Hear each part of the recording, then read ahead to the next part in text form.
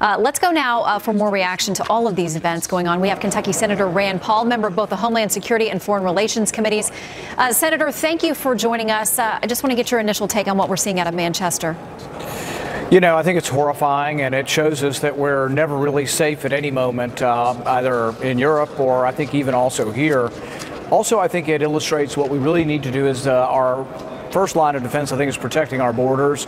We have to be very careful who we let visit our country. We also have to be very careful who we let come to live in our country. And I want, to have a great mixture of people from around the world allowed to come. But we've got to have the safety of our country. We have to be very concerned about that. And I think that this is more evidence. We don't know if this was an immigrant or not, but it is evidence that we do need to control our borders and be very aware of who comes and who goes. Well, and yet, as you know, the president's, well, at least the second iteration of his so-called travel ban is tied up in legal maneuvering. It may end up going to the Supreme Court, but it's on hold for now.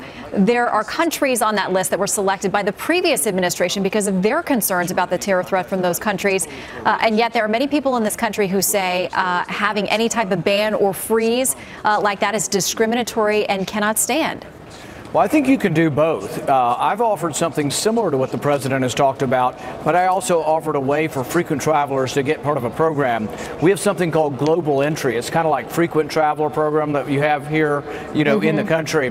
I'd like to do that internationally. I think even in countries that we perceive as risks, Iran, Saudi Arabia, Pakistan, Syria, we could find people who are traditional businessmen and women. They could go through a background check. And I think even in those countries that have risk for us, I think we could find a good known traveler program, a frequent flyer program. And I think that would also help it probably eventually pass legal muster if we sort of try to internationalize this global entry so known travelers could still travel. It's very convenient, saves a lot of time.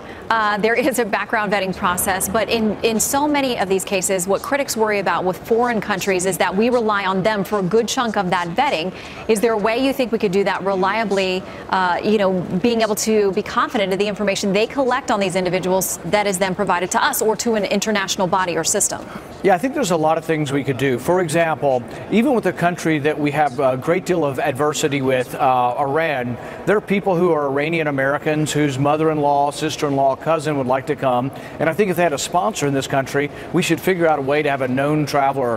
Having a sponsor in the country makes all the difference in the world. If you're a 19-year-old male with one name coming from the Middle East, we might want to be worried.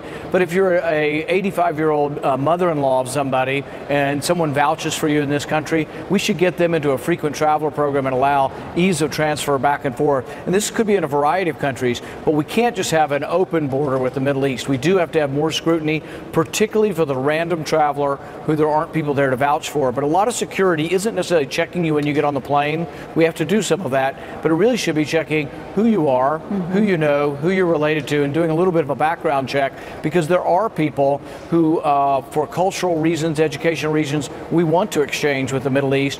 And I think you could have both more scrutiny and a frequent traveler program. I want to ask you about something else that you're very passionate about these days, and that is getting the U.S. out of that Paris climate agreement. Plenty of critics of it say it's not good for the U.S. Are we bound by it? What's your plan? There's a couple reasons why we should get out of the Paris Accord, and I've introduced legislation asking President Trump to get us out of the Paris Accord. We were gotten into it by President Obama. Congress didn't vote on it. So I object to signing away basically our rights to some international body when Congress doesn't even vote on it.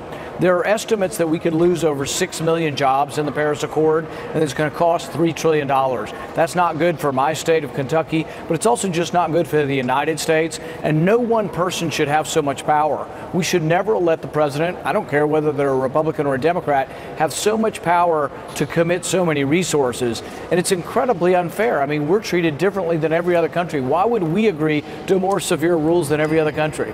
Well, this president has expressed very heightened skepticism about that deal and whether we stay a part of it. So we will watch, and we'll watch your legislation as well. Senator Rand Paul, thank you very much. Thank you. And let's